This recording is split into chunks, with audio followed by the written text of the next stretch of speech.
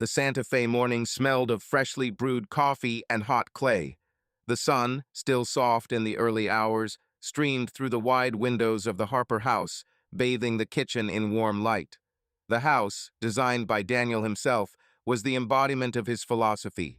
Eco-friendly, open, with flowing lines that seemed to echo the curves of the desert hills outside. The walls were pale adobe, the floors were polished oak, and on the kitchen island was a vase of wild flowers that Claire had picked the previous week during their hike in the Sangre de Cristo Mountains.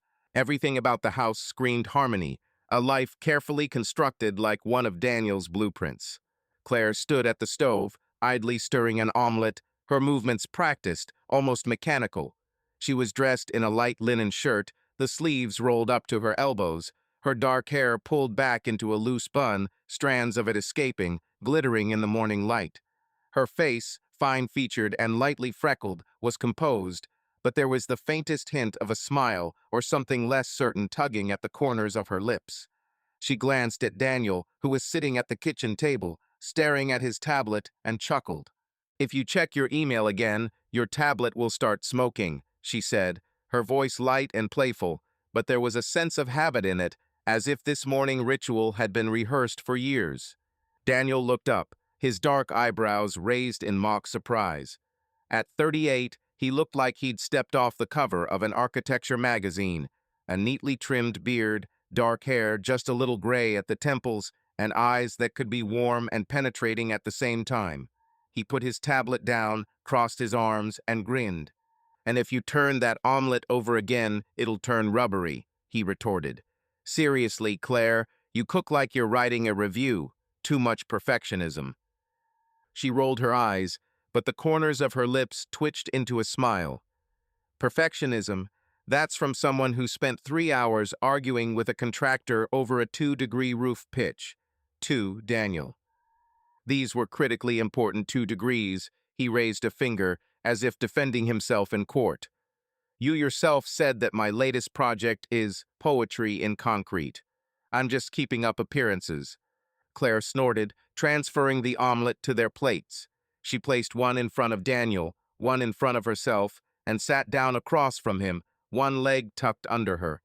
Their kitchen was their stage. Here they played out their morning dialogues, as polished as a good sitcom script. It was their ritual, the witty banter that made their friends envious of their chemistry. But today there was a slight hesitation in her movements, a shadow in her gaze that she couldn't quite explain.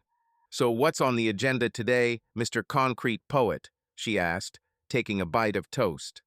"Another masterpiece, or simply saving the world from bad design?" Daniel chuckled, sipping his coffee. "Meeting with a client today. They want a house that breathes the desert, but has a smart control system so they can turn on the hot tub from their phone. Rich people and their toys." "Oh, that sounds like a challenge." Claire raised an eyebrow. "I thought you were tired of capricious millionaires." "Tired, but their money isn't in yet," he winked, but his gaze lingered on her a little longer than usual. "And you, what's up with the Star Food Critic? Another restaurant that thinks adding truffle oil makes them hot cuisine?" Claire laughed, but it came out a little harsher than she intended. "Today's tasting at this new place on Canyon Road. They call themselves a gastronomic experience, so they'll probably serve me $100 avocado foam." She rolled her eyes. "But you know, it's better than writing about another grass-fed burger." "You're just tired of burgers," Daniel teased. "Soon you'll start writing manifestos about how French fries are ruining civilization." "Don't tempt me," she jabbed her fork at him, and they both laughed. But beneath the laughter, beneath their polished chemistry, Claire sensed something else. It wasn't discontent or boredom. Their lives were too full, too vibrant for such banality. It was something deeper, like a little itch beneath her skin that she couldn't scratch. She loved Daniel, his intelligence, his passion for his work, his ability to make her laugh even on the worst of days. But lately, in recent weeks, she'd found herself staring out the window a little longer than necessary, imagining what it would be like to just walk away, to disappear, to try something she'd never done. Not because she missed something, but because, why not? She pushed the thought away as she had pushed it away dozens of times before. It was stupid, illogical. Their life was perfect, or at least as close to perfect as it could be. The house Daniel had designed was their sanctuary, an open floor plan where the kitchen flowed into the living room, and the huge windows looked out over desert hills dotted with cacti and reddish earth. Their friends called it an oasis, and Claire couldn't argue with that. But sometimes, standing at those windows, she felt trapped in a glass box, everything in sight, everything perfect, but not enough air. "Are you okay?" Daniel's voice pulled her out of her thoughts. He was looking at her with mild concern, holding the mug in his hands. Claire blinked, forcing a smile. "Yeah, just lost in thought. Too much coffee, I guess." "Dangerous stuff, this coffee," he grinned, but his eyes were still studying her. "Mind you, don't start writing poetry instead of reviews." "Oh, don't worry, I'll leave the poetry to you," she winked, but her heart sank slightly. He always knew when she was in a bad mood, and it was both comforting and irritating.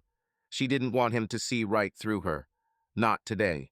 They finished breakfast in the usual chatter, discussing plans for the weekend, a hike in the mountains, or perhaps an evening with friends at their favorite bar on the outskirts of town. Daniel went into his office to prepare for the meeting, and Claire stayed behind to clear the table, her movements automatic but her mind wandering.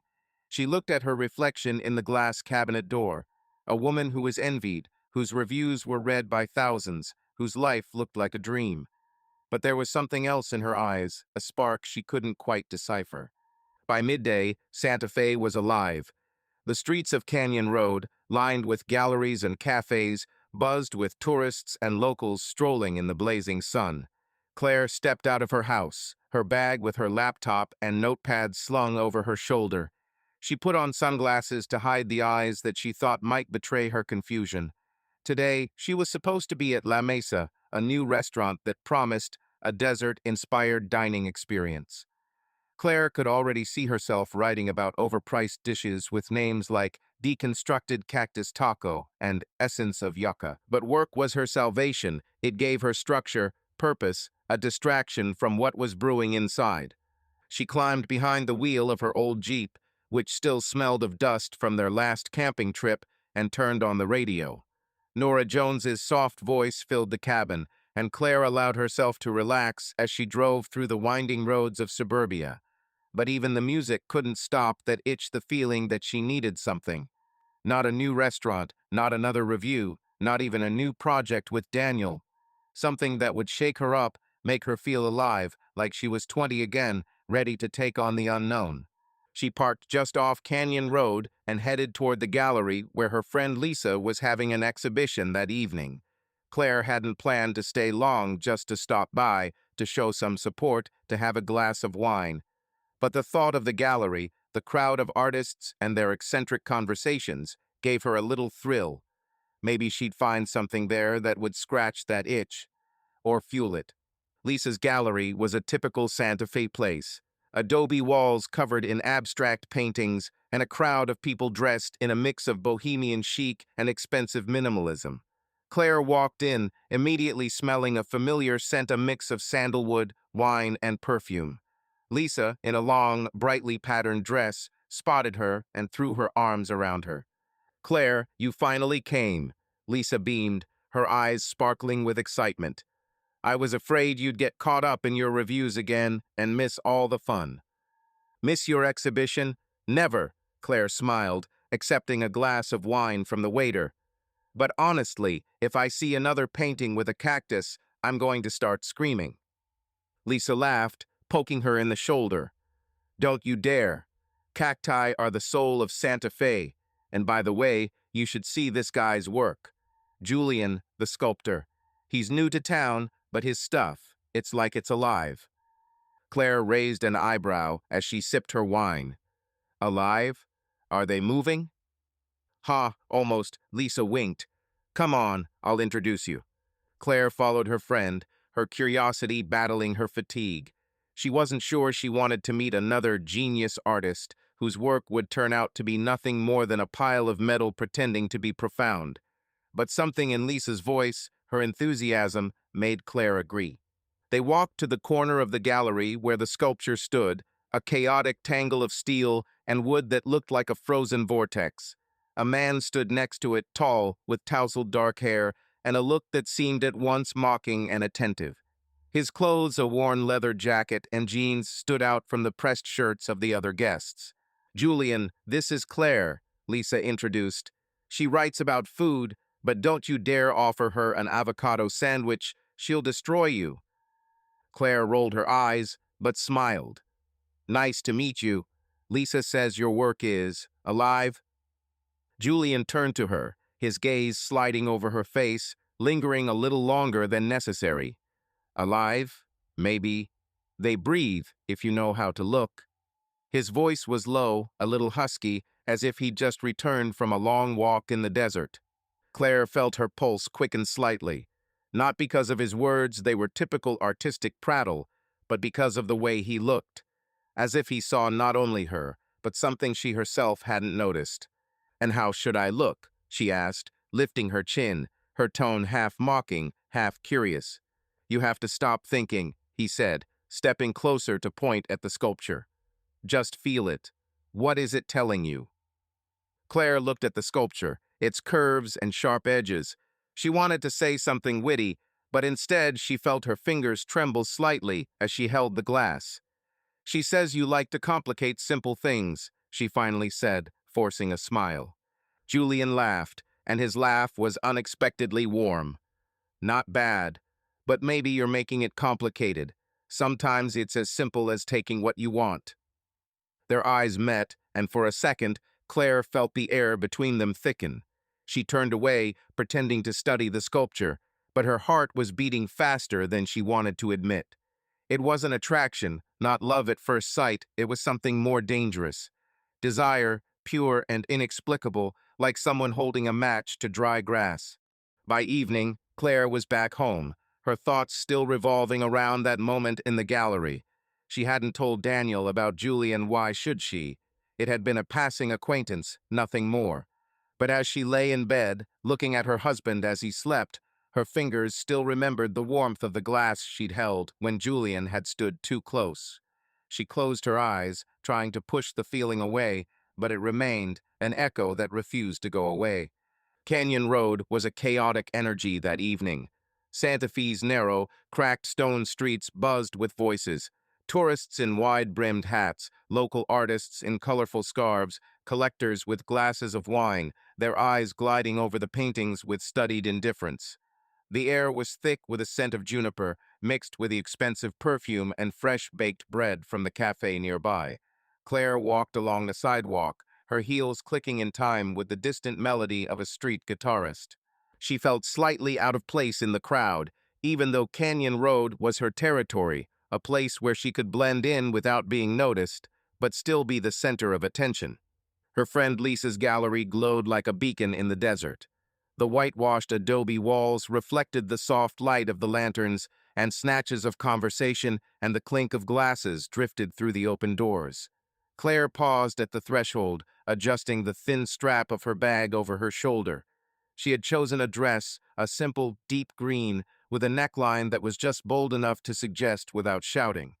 Her dark hair was loose, slightly wavy, and she ran a hand through it, as if shaking off the dust of the day. She didn't want to look like she was trying, but she knew that eyes would follow her.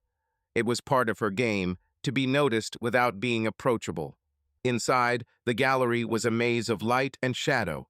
The paintings on the walls shimmered with desert colors: ochre, terracotta, flashes of turquoise. Some were abstract, others almost hypnotic in their audacity. Claire picked her way through the crowd, her eyes flickering over familiar faces. Artists she recognized from previous shows, local restaurant owners whose menus she'd reviewed, and a few critics whose names moved in the same circles as hers.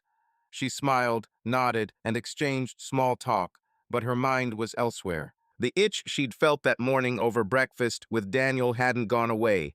It had grown sharper, as if someone had turned up the volume in her head. "Claire!"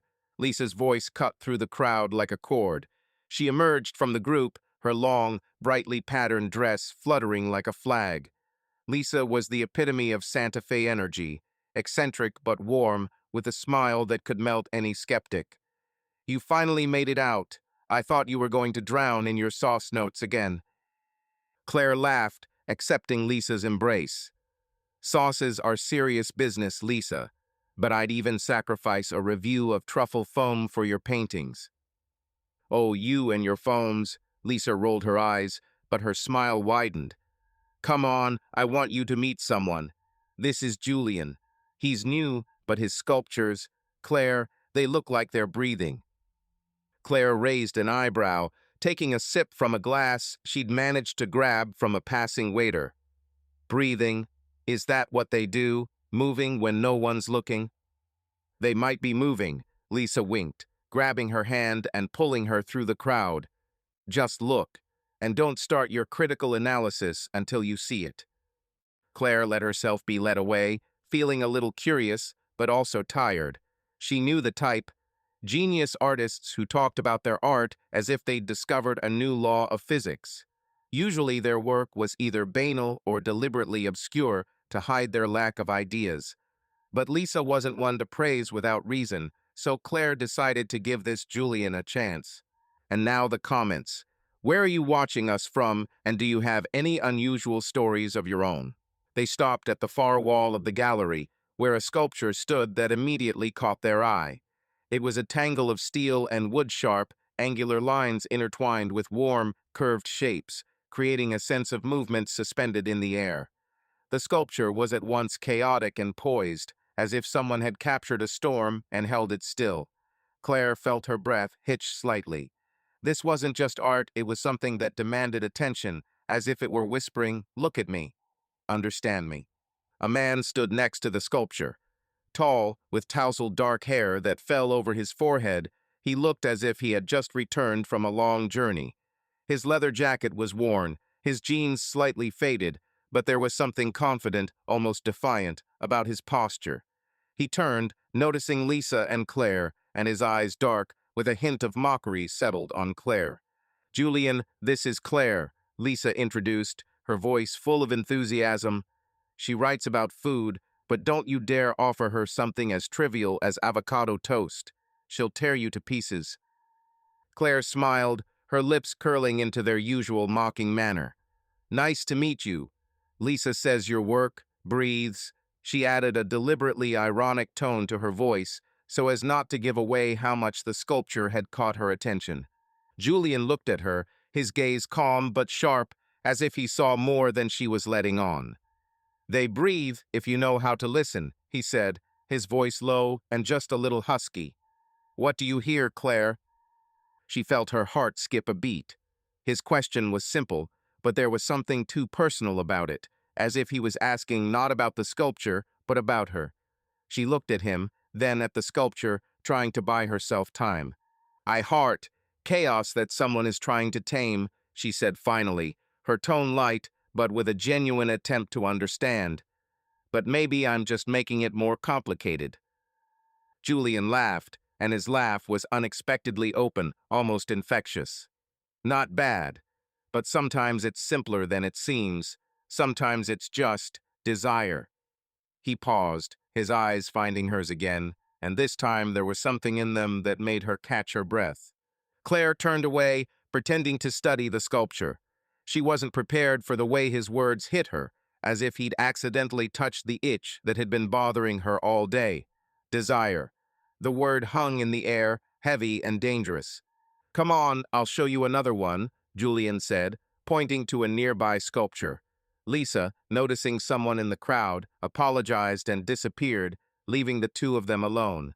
Claire didn't want to follow him, but her legs were already moving, as if obeying something other than her. They stopped at the wine tray, where the waiter had just set out fresh glasses. Claire reached for one, and at that moment Julian's hand accidentally brushed her fingers. It was a fleeting touch, barely noticeable, but it struck her like an electric shock. She jerked her hand away, but it was too late. Her skin remembered the warmth of his fingers, and it spread through her body like the wine she had almost spilled. "Careful," he said, his voice calm, but with a hint of a smile in it. "I wouldn't want to ruin your dress." "I can handle it," she said, trying to regain her usual sarcasm, but her voice was shaking. She took a sip of wine to hide her confusion, but her thoughts were reeling. This was ridiculous. She didn't know this man. He was just another artist, one of those who came and went in this city like sand in the desert. But something in his gaze, his casual confidence, caught her like a hook. "So, Claire," Julian continued, leaning against the wall next to her, "you write about food. Is it like tasting life?" She looked at him, narrowing her eyes. "Try life? That sounds like a line from a bad poem." "Maybe so," he shrugged, but his eyes never left her. "But you don't just eat, do you? You look for something in each dish, something that makes you stop." Claire felt her cheeks heat up slightly. He was too close to the truth. Her work wasn't just about food, it was a way to find meaning, to find beauty in the little things she couldn't find in her life. But she wasn't about to admit that to some stranger. "And you," she replied, turning the conversation to him, "are your sculptures your way of searching for meaning, or just a way to get people to talk about you?" Julian chuckled, but there was something dark in his smile, as if it had accidentally touched an old wound. "Maybe both. Art is like a mirror. It shows you what you want to see, or what you're afraid of." Claire wanted to say something witty, but her words caught in her throat. She looked at him, and for a second she thought he could see right through her, not Claire the food critic, not Claire the wife of Daniel, but Claire who couldn't explain why her heart was beating faster than it should. She turned away, pretending to scan the crowd, but her fingers were still clutching her glass too tightly. "Do you always talk like this?" she asked finally, her voice light but tense. "Like you know people better than they know themselves?" "Only the ones who look like they're hiding something," he replied, his tone almost playful, but with a sharp edge. "Do you hide anything, Claire?" She froze. It wasn't just a question, it was a challenge. She could have laughed, brushed it off, and walked away. But instead, she looked into his eyes, her lips curling into a small smile. "Maybe. And you?" He didn't answer, just smiled, and that smile was more dangerous than words. Claire felt her itch, her anxiety, turn into something tangible. It wasn't love, it wasn't even attraction in the usual sense. It was desire, pure, inexplicable, like the wind raising dust in the desert. A desire to do something she shouldn't. A desire to cross a line just to know what it felt like. The rest of the evening passed in a strange dance. They talked about his sculptures, about her reviews, about Santa Fe and its strange mix of bohemian and commercial. But every conversation was laced with subtext, as if they were playing chess, where every move was both safe and risky. Claire found herself laughing a little louder than usual, her body language a little more open. She wasn't flirting, at least not consciously. But every time their eyes met, she felt that electric charge return, and she liked it. When Lisa returned to drag Julian away to join the other guests, Claire felt a strange sense of relief, mingled with disappointment. She was left alone against the wall, looking at a sculpture that now seemed to her not just art, but something more, a reflection of what was brewing in her soul. She finished her wine, but its taste could not drown out what she felt. Julian was nothing, just another artist, another fleeting encounter. But the thought of him stuck in her head like a splinter she could not pull out. She left the gallery earlier than she had planned, citing fatigue. The night was cool outside, the stars shining like shards of glass over Santa Fe. Claire climbed into her Jeep, but did not start the engine right away. She sat there, looking at her hands, which still remembered that touch. She did not know what to do with it. She did not know if she wanted to do anything with it. But she did know one thing. Something had changed inside her, and the change was both frightening and inviting. Claire's Jeep sped down the highway outside Santa Fe, kicking up a cloud of dust that settled on the cacti along the road. The sun was setting, painting the sky shades of rust and lavender, and the air coming through the cracked window was dry and warm, with a hint of earth. Claire gripped the steering wheel a little tighter than necessary, her fingers tapping in time with the soft music coming from the radio, some old blues she hadn't bothered to change. She told Daniel she was going to an interview for a story about the local art scene, And he'd nodded, as always, with an easy smile and no questions asked. Her lie had been so smooth, so natural, she'd almost believed it herself. But the truth, deep in her chest, was different. She was going to see Julian. Julian's shop was out in the country, in an old industrial area where abandoned warehouses sat next to tiny galleries that tried to give the place a bohemian veneer. Claire parked outside a shabby building with a peeling sign that still had traces of the old sign saying, "Auto Repair." She turned off the engine and sat for a few seconds, looking at her hands. Her wedding ring gleamed dully in the streetlight, and she felt a pang not of guilt, but of something else, something sharper. She wasn't sure she wanted to be here, but the thought of turning around and leaving seemed even more unbearable. Claire stepped out of the car, adjusting the light cardigan she'd thrown over jeans and a white t-shirt. She'd chosen an outfit that didn't scream intent, nothing provocative, nothing that would give her away, but her heart was beating unevenly, as if it knew something her mind refused to acknowledge. She knocked on the metal door, the sound echoing in the quiet evening air. The door opened almost immediately, and Julian appeared.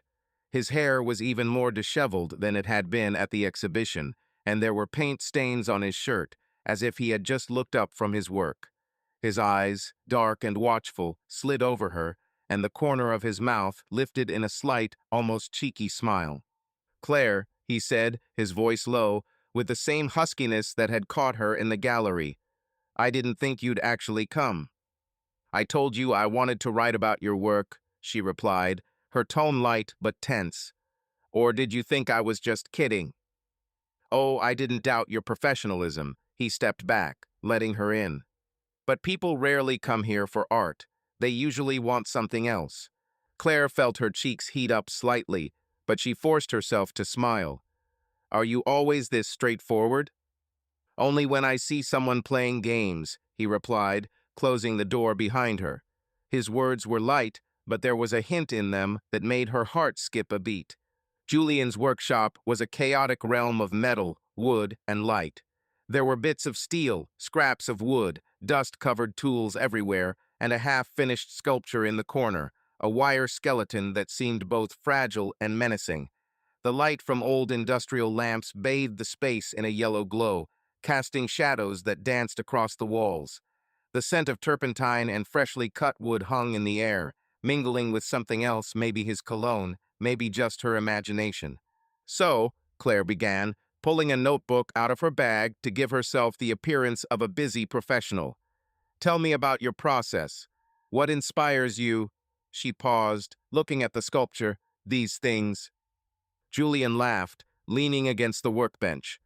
"Stuff? That's all you can say about my art?" "For now, yes," she shrugged, her lips curling into a mocking smile. "Convince me it's more than just a pile of metal." He looked at her, his gaze both playful and serious. "Okay, Claire, but first, tell me why you're here, really." She froze, her fingers tightening on the pad. She could have lied, said it was just for the article, that she was just doing her job. But something in his eyes, not accusation, but curiosity, made her stop. She took a step closer, her voice quieter. "Maybe I'm just curious," she said, her words hanging in the air like smoke. "Maybe I'm tired of predictability." Julian didn't answer right away. He looked at her as if trying to solve a riddle, then nodded slowly. "Curiosity is a dangerous thing. Sometimes it leads to places from which it is not so easy to return." Claire felt her pulse quicken. She knew she had to leave. She could turn around, get in her car, and go back to Daniel's house, to their cozy kitchen, to their familiar conversations. But instead, she took another step toward him, her notebook left lying on the workbench. "And you?" she asked, her voice almost a whisper. "Why did you invite me here?" He didn't answer with words. Instead, he stepped toward her, the distance between them closing dangerously close. She could feel the heat of his body, the smell of paint and leather, and her breath hitched. This was the moment when she could stop, say something witty, back away. But she did nothing. His hand touched her shoulder, a light, almost weightless touch, and she felt her skin come alive beneath his fingers. "Claire," he said, his voice low, almost hoarse. "Are you sure?" She wasn't sure.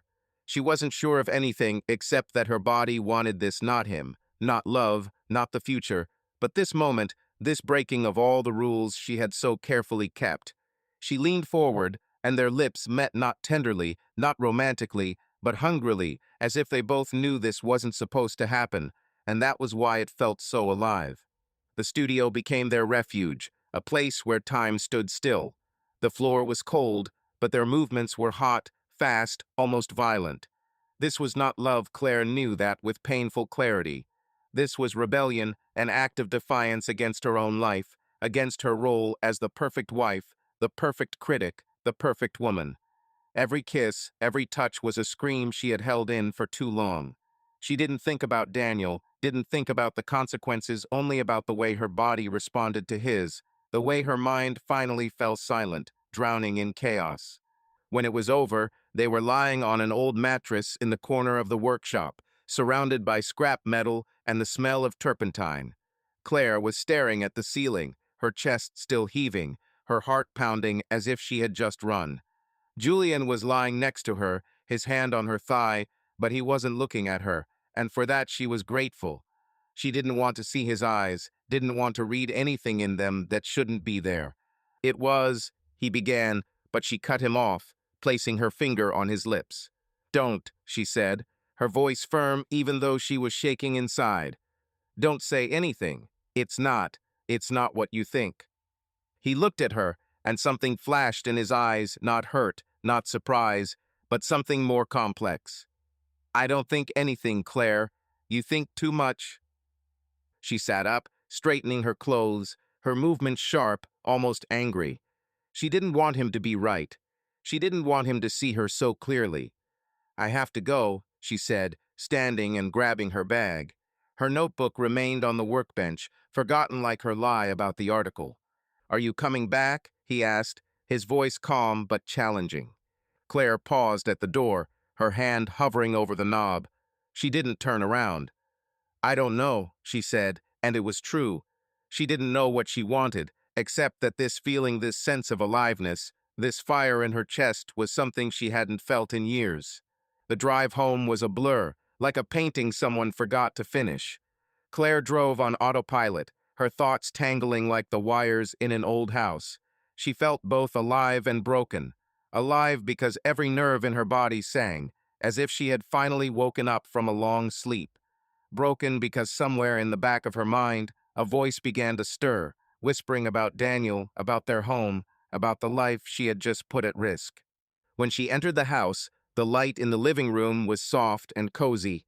Daniel was sitting on the couch, leafing through some blueprints, his glasses slid down his nose. He looked up and smiled, as if nothing had changed. "How did the interview go?" he asked, his voice warm and familiar. Claire forced a smile, but her lips felt like someone else's. "It's okay," she said, setting her bag down. "Just another artist who thinks he's a genius." Daniel laughed, putting the plans down. "Sounds like your typical Friday. Want some wine?" "No, I'm tired," she said, avoiding his gaze. "I'll go take a shower." She went into the bathroom, closing the door behind her. The hot water burned her skin, but it couldn't wash away what she felt. She stood under the stream, closing her eyes, trying to figure out who she was now. Daniel's wife, the woman who had just cheated on him, or someone else, someone she didn't know yet. When she got into bed, Daniel was already asleep, his breathing even and soothing. She looked at him, at the familiar lines of his face, and felt her heart tighten. She didn't regret what she'd done, not yet. But she knew that this move had changed everything, even if she didn't yet understand how. Daniel Harper sat in his office, surrounded by blueprints that covered his desk like autumn leaves. The light from his desk lamp cast harsh shadows on the walls where sketches of his past projects hung, houses he had designed with the same passion that some people use to write poetry. His office, in downtown Santa Fe, was modest but thoughtful, wooden shelves lined with architecture books, a model solar panel in the corner, a window overlooking a narrow street where tourists photographed adobe facades. The air smelled of coffee and old paper, and outside the window he could hear the muted hum of the city laughter, snatches of conversation, the distant bark of a dog. Daniel, his shirt sleeves rolled up, hunched over his tablet, his fingers sliding across the screen, adding lines to a community center design he'd called the Labyrinth. It was his most ambitious project in years, a building woven from winding corridors, open courtyards, and hidden rooms, inspired by ancient pueblos and the myth of the Minotaur. He saw it as more than just architecture, but a way to express something bigger, the idea that even in chaos, you can find order if you know where to look. But today, his hand was shaking, the lines on the screen were jagged, and he found himself erasing the same wall for the third time. He leaned back in his chair, rubbing his temples. His thoughts were not here, not on this project, but somewhere at home, with Claire. Something had changed.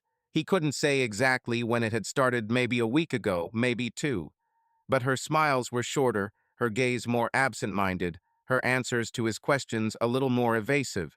She had come home late yesterday, citing an interview with an artist, and her hair had smelled not of her usual shampoo, but of something else, turpentine, perhaps, or simply her imagination.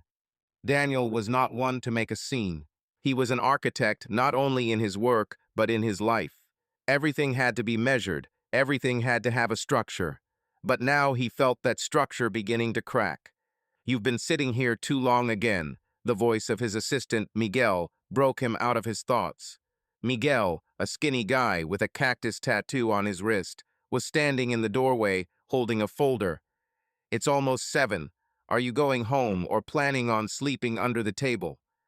Daniel chuckled, but his smile was forced. "If I start sleeping here, Claire will kill me, and then she'll write a review about it." Miguel laughed, setting the folder down on the table. "Yeah, she'd call it an espresso-flavored tragedy. Here are the latest specs for the Labyrinth materials. Want me to stay and go over them?" "No, go home," Daniel waved his hand. "I'll handle this myself. And tell your mom her tamales saved my life last week." Miguel smirked. "She's already preparing a new batch for you. But seriously, boss, you look like you haven't slept in a couple of days. Everything okay?" Daniel looked at him, his eyes betraying weariness for a second, but he quickly hid it behind his usual confidence. "It's okay. It's just, this project, it's more complicated than I thought." Miguel nodded, but his eyes were skeptical. He had known Daniel long enough to sense when he was holding back. But he didn't press the issue, simply saying goodnight and leaving Daniel alone with his plans and his thoughts. Daniel turned back to the tablet, but his fingers hovered over the screen. He couldn't concentrate. Thoughts of Claire kept coming back like a persistent melody. Her late arrivals, her unfocused gaze, her phone, now held a little closer to her. He didn't want to be the husband who suspected, who rummaged through her things or interrogated her. But he wasn't blind. Something was wrong, and it was gnawing at him like a termite undermining a foundation. He put the tablet down and reached for his phone. His fingers hovered over the screen before he dialed. It wasn't an impulse. Daniel never acted on impulse. He'd thought about it the day before, when Claire had come home with the smell of turpentine in her hair. He didn't want to blame her, didn't want to even think the worst. But he wanted to know. He was a man who built houses to last, and he couldn't let his marriage fall apart without knowing why. "Hello?" The voice on the other end was hoarse but businesslike. "Frank Ramirez, Private Investigations." "Frank, this is Daniel Harper," he said, his voice even, but his fingers tightening on the phone. "We need to talk." "Harper, the architect?" Frank seemed to smile through the phone. "I didn't expect you to call. Something up? Problems with the contractors?" "Not exactly." Daniel paused, his gaze sliding over the labyrinth blueprint, the lines intertwining like his own thoughts. "It's personal. I need you to follow someone." There was silence on the other end. Then Frank cleared his throat. "Got it. Who's the subject?" "My wife," Daniel said, the words burning his throat like whiskey. "Claire, I don't want details. I need to know what's going on." Frank didn't ask too many questions, which was something Daniel respected. They arranged to meet in a few days to discuss the details, and Daniel hung up, his stomach churning. He wasn't sure if he was doing the right thing. But the not knowing was worse, like a blank space on a blueprint he didn't know how to fill. He returned to Labyrinth, but now every line seemed to be a reflection of his own confusion. This project was his way of dealing with the chaos he felt inside. He wanted to create a place where people could get lost and eventually find themselves. But now he wondered if he himself was lost. Claire had always been his guide, his muse. Her wit, her passion for life, her ability to find beauty in the little things, all of it inspired him. But now he could see the cracks, and they scared him more than he cared to admit. The next day, Daniel met with a client at a cafe in Santa Fe Plaza. He was a wealthy investor from Albuquerque who wanted the Labyrinth to be his legacy, something that would eclipse all other projects in the city. Daniel sat across from him, sipping an espresso, nodding as the man outlined his ideas for the soul of the desert and interactive spaces. But his mind was elsewhere. "Daniel, are you listening to me?" The voice of the client, Brad, brought him back to reality. Brad, a man of about 50 with a tanned face and an expensive watch, looked at him with slight irritation. "Yes, of course." Daniel forced a smile. "You mentioned light installations. I think we could integrate them into the central courtyard to create a starry sky effect." Brad nodded, but his gaze was skeptical. "You're kind of out of it today. Everything okay?" Daniel waved it off, his smile widening but his eyes remaining cold. "It's just a lot of work. The Labyrinth isn't just a building, it's a challenge." "Well, I'm paying you to handle him," Brad laughed, but his tone was sharp. "Don't let me down, Harper." Daniel nodded, but his thoughts were back to Claire. She'd come home even later yesterday, her cheeks slightly pink, as if she'd spent time in the wind. She'd said she'd been to a restaurant, but her voice had been too even, too rehearsed. He hadn't asked where she'd really been. He didn't want to know, or rather, he was afraid to know. But now that he'd called Frank, there was no going back. That evening, Daniel returned to the office to finish the sketches. He put on some music, old jazz, which usually helped him focus, but today it only irritated him. He looked at the drawings of the Labyrinth, and every line seemed like a metaphor for his life. Hallways that led nowhere, turns that deceived, rooms that hid more than they revealed. He had always prided himself on his ability to control his projects, his emotions, his life. But now he felt like he was losing that control, and it scared him. He pulled out his phone and opened a photo album. There were pictures of Claire, their hike in the mountains, her laughing at sunset, their first house, the one he'd designed for her. She'd been his foundation, his starting point. But now he wasn't sure who she was. And worse, he wasn't sure who he was without her. He texted her, "Dinner at home, I can cook something."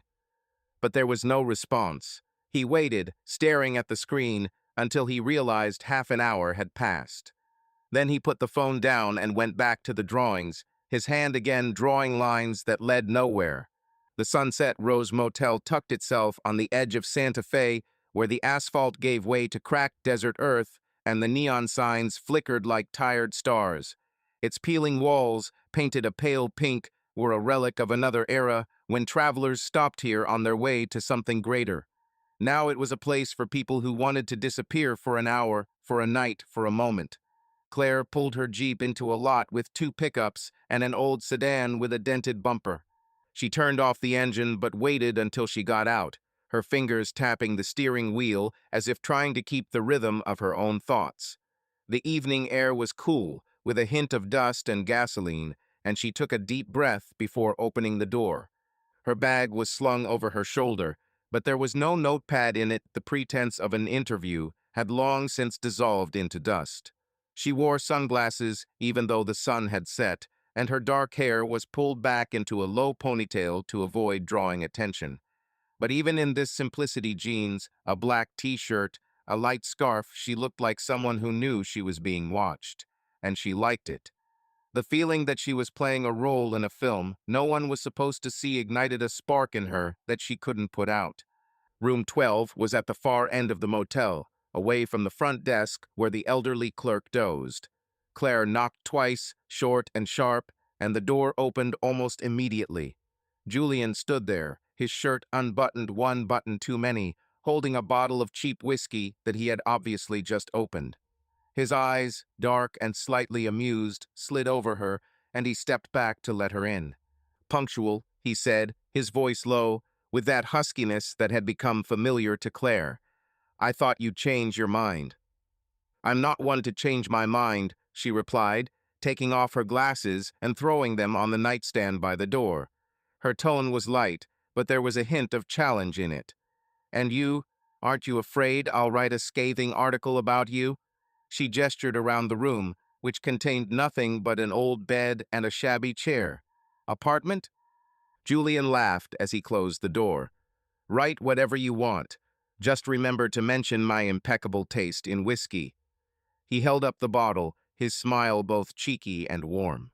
Claire walked deeper into the room, her movements confident, but inside she could feel her pulse quickening. The room was cramped, with faded wallpaper and the smell of old carpet, but that only added to the feeling.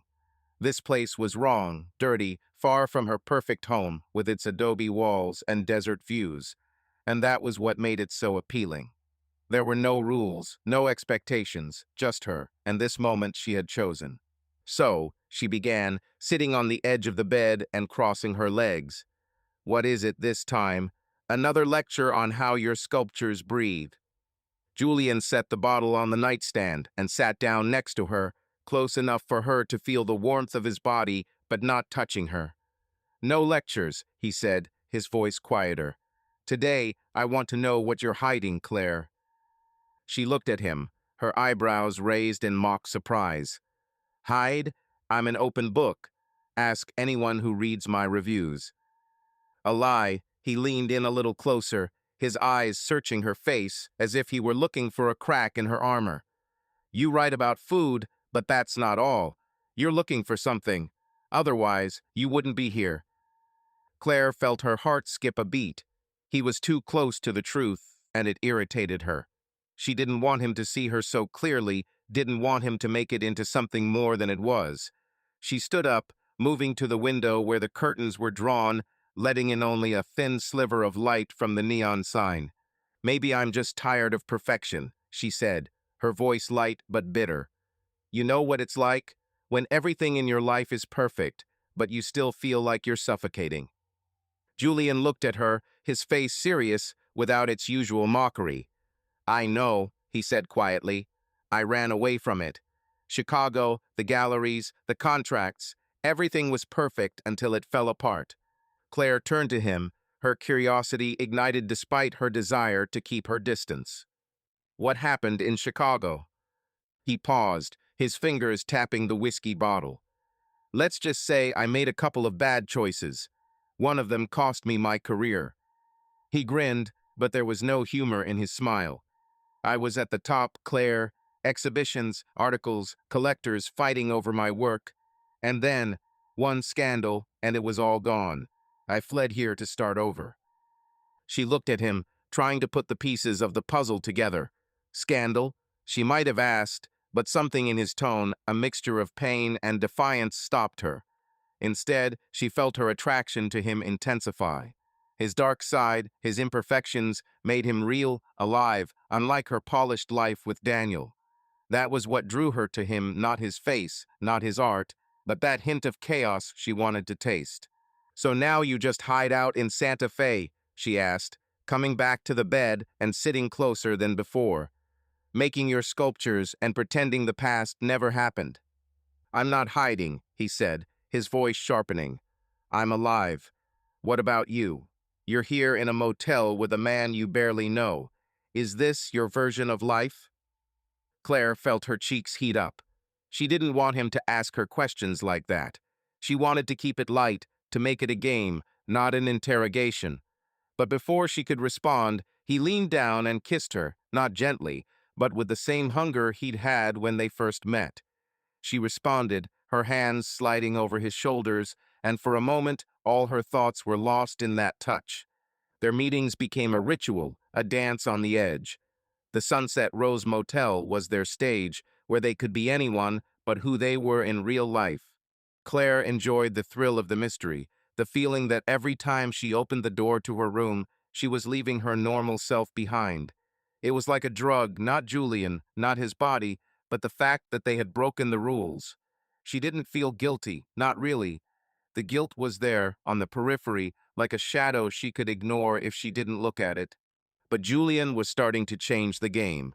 That night, as they lay on the bed, their breathing still ragged, he turned toward her, his hand sliding lazily around her waist. "Claire," he said quietly, his voice softer than usual, "do you ever think that this could be more than this?" She froze, her body tensing. "More?" she asked, her tone sharp, as if he'd just shattered the glass wall she'd been so carefully building. "It's not more, Julian. It's just a moment." He looked at her, his eyes serious, without the usual mockery. "Maybe for you, but I'm not as good at games as you are." Claire sat up, pulling away from him. Her heart was pounding, but now it was irritated rather than excited. "Then why are you here?" she asked, her voice colder than she intended. "I thought we were on the same page." "Maybe they were," he said, sitting up and rubbing his neck. "But I'm not made of stone, Claire. You come in here, and I see you light up. This isn't just a game. It's not for me." She stood up, grabbing her t-shirt from the floor. "Then you're wrong," she said, her words sharp as a knife. "I'm not looking for love, Julian. I'm not looking for anything." He didn't answer, just looked at her, and there was something in his gaze that made her feel vulnerable. As she was leaving, he slipped a piece of paper into her bag, so quickly that she didn't notice at first. It wasn't until she was in the car, rummaging for her keys, that she found the note. It was just a few words, written in his shaky handwriting. "You are the storm I cannot resist."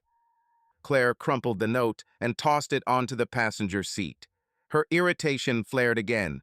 She didn't want his poetry, his feelings, his attempts to make this more than that. She only wanted the game, this fire she could control. But now, looking at the crumpled paper, she felt that control slipping from her grasp, and that scared her more than she cared to admit. When she got home, Daniel was in his office, hunched over his blueprints. He looked up and smiled, but his smile was tired. "Late today," he said, his voice soft but with a hint of a question in it.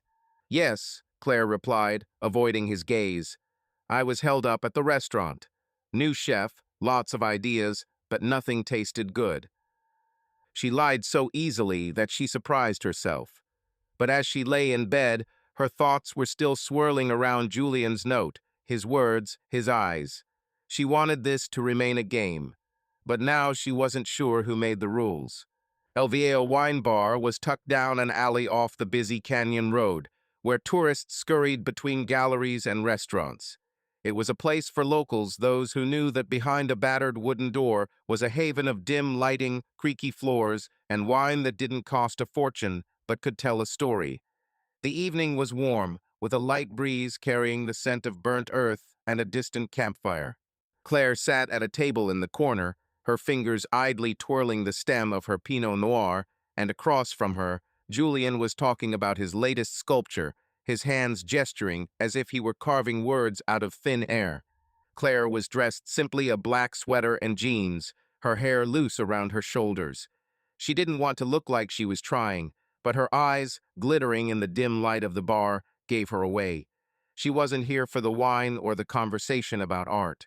She was here for what was happening between the lines, for the way Julian's eyes made her skin burn, for his words that teetered on the edge of boldness and danger.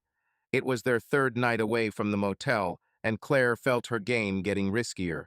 The bar was a public place, too close to her world, but that very risk fueled her, like a fire she didn't want to put out. "Are you listening?" Julian's voice broke her out of her thoughts. He leaned closer, his elbow resting on the table, a familiar sneer in his eyes. "Or are you already mentally reviewing this wine?" Claire smiled, her lips curling in their usual mocking way. "Oh, I'm listening, but your stories about how you feel metal are starting to sound like a bad script for a movie about artists." He laughed, leaning back in his chair. Cruel. Maybe you should try it yourself. Take a hammer, a piece of steel, and see how you feel the metal. I'd rather stick to my reviews, she said, sipping her wine. Her gaze slid over his face, lingering on his lips, and she quickly turned away, pretending to look at the bottles behind the bar. Her heart was beating faster than she'd like to admit. It wasn't Julian, or his words, or even his touch. It was the mystery itself, the fact that she was here, in this bar, with a man she shouldn't have known so intimately. But her thoughts were cut off when the bar door creaked and Mara walked in. Claire felt her stomach clench. Mara, her best friend, a sommelier with a tongue as sharp as her favorite oyster knives, was the last person she expected to see here. Mara was dressed in a black dress, her red hair glowing in the dim light, and she was holding her phone in her hand as if checking her messages. Her eyes swept the room, and Claire instinctively ducked her head, hoping the shadows would cover her. But Mara wasn't one to miss details. Her gaze landed on Claire, and her eyebrows rose in surprise. She walked toward their table, her heels clicking on the wooden floor like a metronome, counting down the final seconds of Claire's secret. Claire, Mara's voice was light, but there was steel in it. I didn't expect you here. This isn't your place. Claire forced a smile, her fingers tightening around her glass. Mara, just wanted a change of scenery. She glanced at Julian, who was watching the scene with a small smile, as if curious to see how she would handle it. This is Julian, the artist. I'm writing an article about him. Mara looked at Julian, her eyes narrowing like a cat assessing its prey. An artist, huh? She said, holding out her hand. Mara, it's nice to meet you. Claire rarely writes about anyone who doesn't cook, so you must be special. Julian shook her hand, his smile casual, but with a hint of challenge. Special, that's up to her. I just make sculptures and hope they don't fall on anyone. Mara laughed, but her laugh was as cold as the wine she sampled for work. She sat at their table without asking, and Claire felt her throat tighten. Mara had been her friend for 10 years. They'd shared everything from gossip about local chefs to the secrets that never left their conversations. But Claire saw something new in her eyes, now not judgment, but wariness, as if Mara had already put two and two together and wasn't sure she liked the result. So tell me, Mara said, leaning back in her chair and crossing her arms. What's the article? You usually write about food, not about... She looked at Julian, sculptures that might fall over. Claire felt her cheeks heat up, but she forced herself to keep her voice even. Just expanding my horizons. The Santa Fe art scene is part of the culture, too. Julian does interesting things. She glanced at him, hoping he'd play along, but his gaze was too calm, too confident. She's right, Julian said, his voice light but with a hint of mockery in it. My work is, well, a taste of life without the sauces. Claire is trying to figure out how to describe it. Claire glanced at him, her eyes narrowing. He was toying with her, and it both irritated and excited her. But Mara was not a person to be easily fooled. She leaned closer, her voice quieter, almost conspiratorial. Claire, you know you can tell me anything, right? She said, her eyes searching her friend's face. If something happens, I don't judge. Claire felt her heart skip a beat. Mara knew, maybe not everything, but enough to make her intuition go off the rails. Claire could have laughed, brushed it off, changed the subject. Instead, she took a sip of wine to buy herself time. Nothing's going on, she said finally, her voice light but tight. Just work. You know how I like to dig into new topics. Mara looked at her, her lips pressed into a thin line. Of course, she said, but her tone was far from convincing. It's just, you look different, like you belong somewhere else, not here. Claire was about to respond, but Julian cut in, his voice soft but slightly challenging. Maybe she's just tired of the mundane. Sometimes you have to step out of the box to feel alive. Mara looked at him, and for a second there was a flicker of dislike in her eyes. Alive? She asked, her voice sharp as a blade. Claire has a full life already. with Daniel, with her work. Not everyone needs to break boundaries to feel something. Claire felt her stomach clench. Mara had mentioned Daniel, and it was like a punch to the gut. She knew Mara was devoted to Daniel. They had been friends for almost as long as they had been friends with her, and Mara had always admired their marriage, their chemistry. But now Claire could see the conflict in her eyes, friendship versus truth, loyalty versus morality. Mara, it's okay, Claire said, her voice firmer than she felt. I'm just doing my job. There's no need to look for drama where there isn't any. Mara looked at her, her eyes full of doubt, but she nodded. Okay, but if you need to talk, you know where to find me. She stood up, her movements jerky, as if she were holding back something larger. I have to go. There's a tasting tomorrow, and I don't want to be late. See you, Claire said, her smile taut as a string ready to snap. Mara left, leaving a trail of tension behind her. Claire looked at Julian, who was watching her with a slight smile, as if the whole scene amused him. Your friend isn't thrilled with me, he said, sipping his wine. Do you think she'll run to your husband?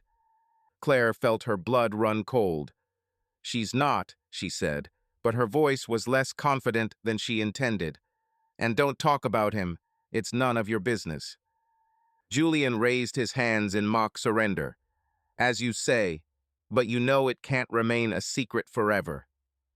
Claire didn't answer.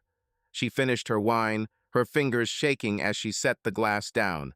She wanted to tell him to shut up, to stop making things difficult. But instead she stood up, throwing a few bills on the table. I have to go, she said, her voice cold. Don't call me for a few days. He looked at her, his eyes serious, but he nodded. As you wish, Claire, but you know where to find me. She walked away without looking back, but her thoughts were as chaotic as the desert wind. Mara had seen her. Mara knew. And now Claire felt her secret, her game, beginning to crumble. She got into the car, her hands gripping the steering wheel, and she closed her eyes, trying to block out the voice in her head that was whispering that this was just the beginning. Daniel Harper stood at the window of his office, looking out over Santa Fe at night, where the city lights were beginning to appear like stars breaking through the twilight. The street below was quiet, with only the occasional passerby, a couple of tourists with cameras, a local artist with an easel tucked under his arm disturbing the peace. His office, usually a place of orderly chaos, felt too small today, as if the walls were closing in around him. There was a folder on his desk, a thin, nondescript gray cardboard, but its presence was as heavy as a block of concrete. Daniel hadn't touched it since Frank Ramirez, the private investigator, had left it there an hour ago. He knew what was inside, but his fingers still hesitated, as if hoping the contents would disappear if he simply didn't look. He turned toward the table, his movements slow, almost ritualistic. The folder lay next to his tablet, where the sketch of the labyrinth, the community center project that had consumed his thoughts for the past weeks, was still open. The lines on the screen twisted, creating corridors that led to nowhere, and Daniel suddenly thought that this was too much like his own life. He was an architect, a man who built order out of chaos, but now he felt that order crumbling, and he didn't know how to restore it. Frank came into the office unannounced, his shabby jacket and tired eyes a contrast to the neatness of Daniel's space. He was as laconic as ever, and Daniel appreciated that. No unnecessary questions, no attempts to probe his soul. Frank simply placed the folder on the desk and said, "Here's what you asked for. Call me if you need anything else."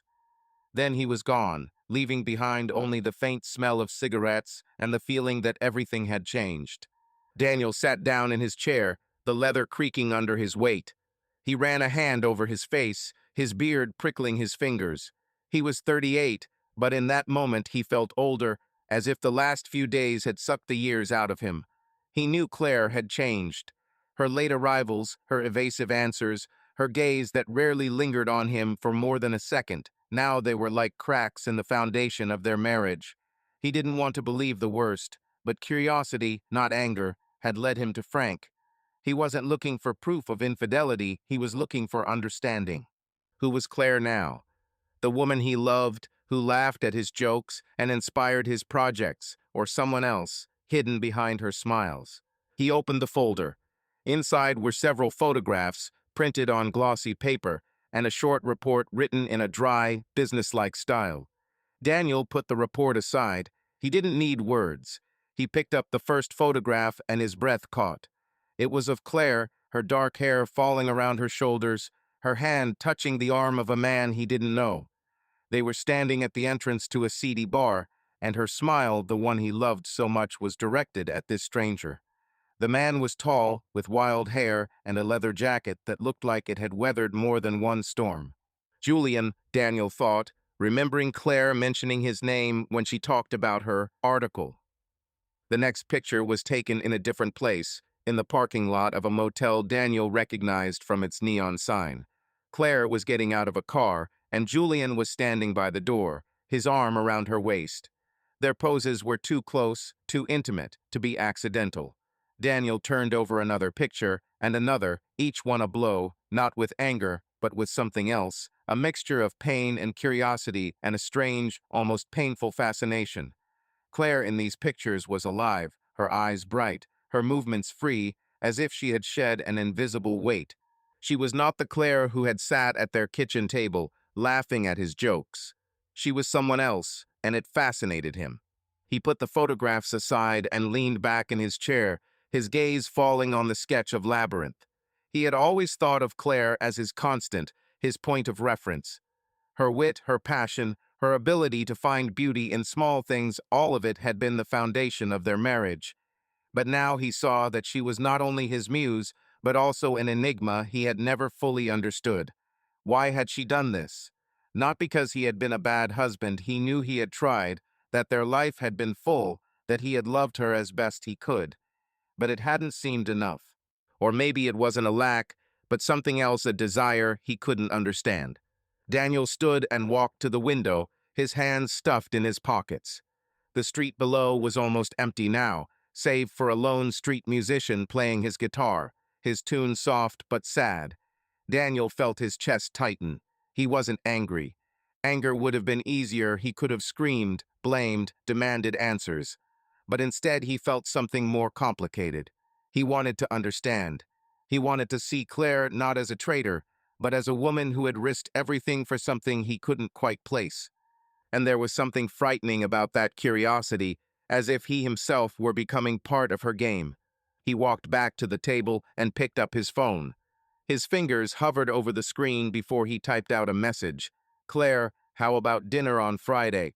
I'll invite a few friends. That'll be fun. He sent it without thinking, but his mind was already racing with another idea. He wanted to see Julian, not to confront him, but to understand who this man was who had lit this fire in Claire. He wanted to see them together in their home at their table to understand what he'd missed. The next day, Daniel met Frank at a cafe on the outskirts of town. It wasn't his usual meeting place, too far from his office, too unpretentious, with plastic chairs and the smell of fried potatoes. But that was why he'd chosen it. Here, no one knew him, and he could talk without being stared at. Frank sat in the corner, his fingers twirling his coffee cup. He looked like he hadn't slept in days, but his eyes were sharp as a hawk's. "So, Harper," he said as Daniel sat down across from him, "did you look at the file?" Daniel nodded, his face unreadable. "Yes, thanks for doing it quickly." "That's my job," Frank shrugged. "What next? You want me to dig deeper, find out who this guy is?" Daniel paused. He could have asked Frank to find out everything about Julian, his past, his motives, his life. But something stopped him. He didn't want to know Julian through a file. He wanted to see him for himself, with his own eyes. "Not yet," he said finally, "but I want you to find his address. I'll invite him to dinner." Frank raised an eyebrow, but didn't ask questions. "Dinner? That's unusual, but I can arrange it. Give me a day." "Thank you," Daniel said, his voice even, but his fingers tightened on the edge of the table. He wasn't sure why he was doing this. Maybe it was a way to take control, to reclaim power over a situation that was slipping out of his hands. Or maybe it was a way to get closer to Claire, to see her as she had been with Julian. He didn't know, but he knew he couldn't just sit and wait. Daniel spent the rest of the week in a strange state, between working on Labyrinth and thinking about Claire. He noticed more and more details. The way she looked away when he asked about her day, the way her phone was always face down now, the way her laugh was a little sharper than before. But he didn't ask. He didn't want to. Instead, he threw himself into his project, adding new lines, new turns, as if he could build a maze that would hold them both.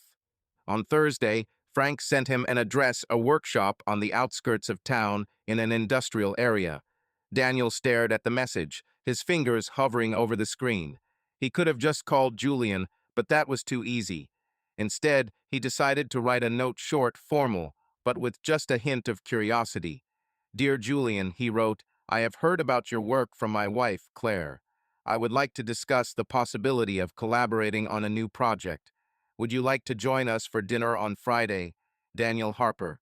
He sent the note via courier, his heart beating faster than usual. When he got home that night, Claire was in the kitchen, chopping vegetables for a salad. She looked the same as always, dark hair pulled back into a messy bun, a light shirt, bare feet. But he saw her differently now. She wasn't just his wife, she was an enigma, a woman who had chosen risk over safety, chaos over order. And instead of hating her for it, he felt a strange admiration. "I've invited a couple of people to dinner tomorrow," he said, trying to sound casual. "Mara, Lisa, and another artist guy, Julian." Claire froze, her knife hovering over the tomato. She looked at him, her eyes wide, but she looked down quickly. "Julian," she asked, her voice too even. "How do you know him?" "You mentioned him," he replied, watching her. "You said he made interesting sculptures. I thought maybe he'd be good for Labyrinth." Claire nodded, her movements resuming, but her fingers were shaking. "Yes, he's talented," she said, her voice barely audible. "Good idea." Daniel looked at her, his heart clenching. He didn't know what he was hoping to see at this dinner. Maybe he wanted to see Claire as she had been in those photographs, alive, free, real. Maybe he wanted to understand Julian, the man who had become part of her world. Or maybe he just wanted to prove to himself that he could still be in control. But he knew one thing. This dinner would change everything, and he was ready for it. The Harper house sparkled like a desert jewel that evening. Light from wrought iron pendant lamps spilled into the living room, bouncing off the adobe walls and polished oak floors. The table, long and massive, was set with the casual elegance Claire had honed over the years. A linen tablecloth, hand-carved ceramic plates, a vase of wild flowers picked the previous week in the Sangre de Cristo Mountains. The aroma of roasted lamb with rosemary and chilies mingled with hints of freshly cut basil, and bottles of wine, a local Merlot and a California Sauvignon Blanc, were already open, ready for toasting. The night was dark outside, but the stars over Santa Fe were bright, their light filtering through the wide windows, adding an almost theatrical depth to the scene. Claire stood at the kitchen island, her fingers fiddling with her napkin, even though everything was already perfect.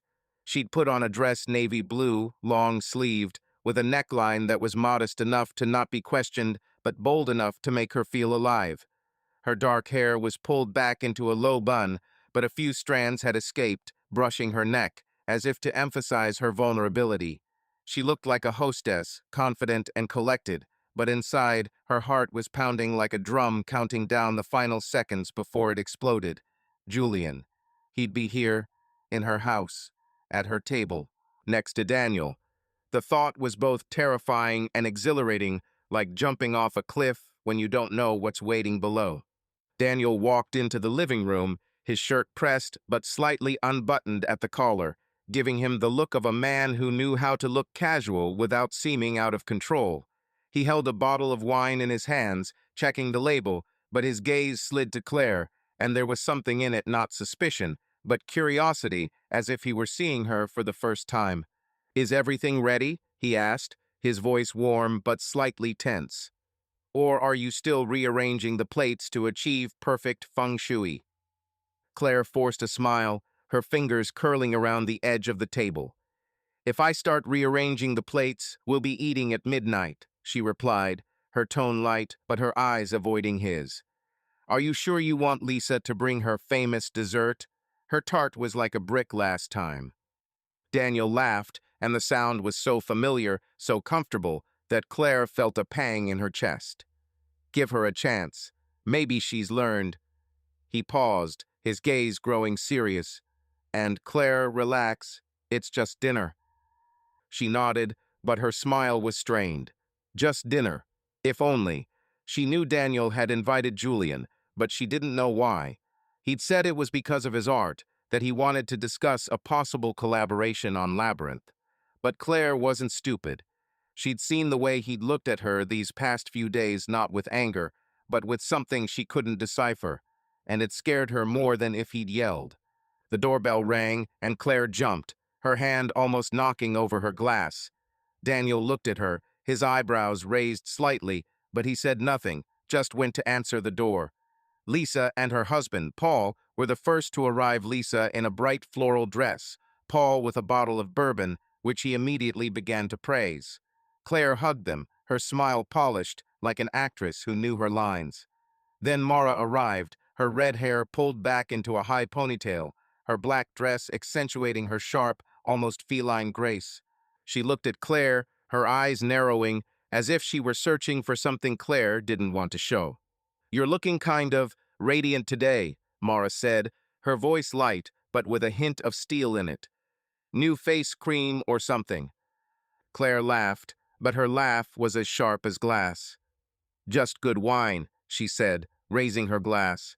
Want to try some?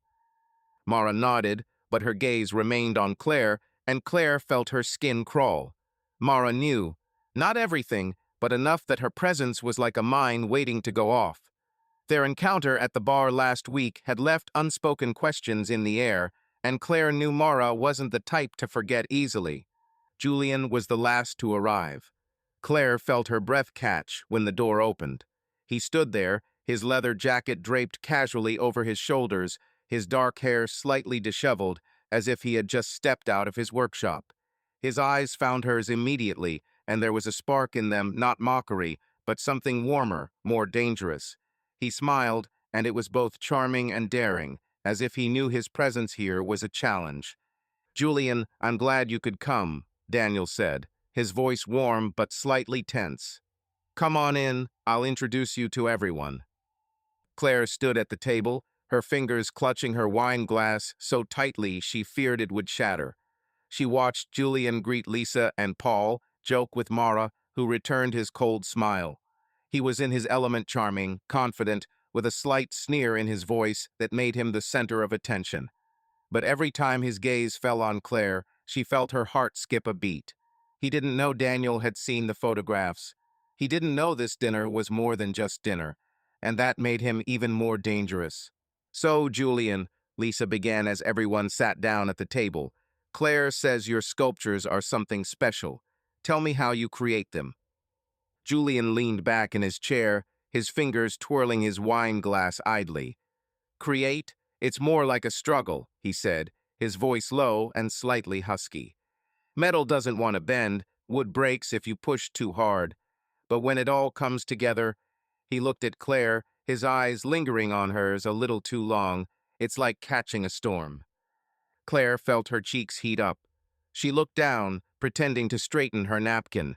His words were too close to the note he had left her at the motel, and she knew he was doing it on purpose. He was playing, but he didn't know how thin his ice was. A storm, huh?